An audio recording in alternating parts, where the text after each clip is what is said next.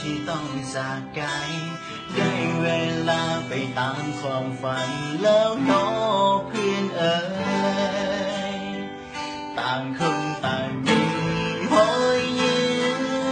ให้กันในวันสุดท้ายต่างคนต่างอวยพรให้กันและกันโชคดีให้มี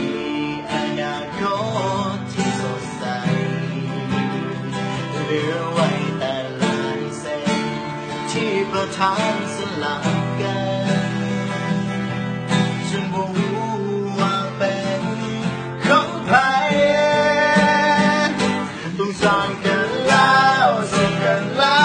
วเพื่อนเอ๋ย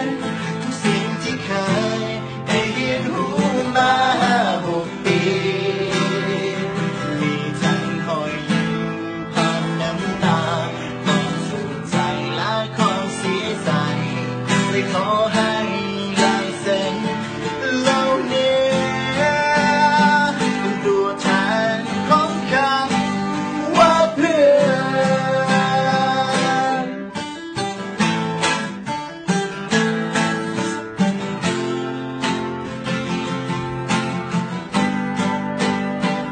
มุมห้องมุมนั้นที่เราเคยนั่งยองกัน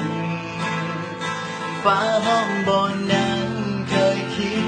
คำว่าลาสาวห้อง72ต้องสายกันแล้วเจอกันแล้วเพื่อนเอ๋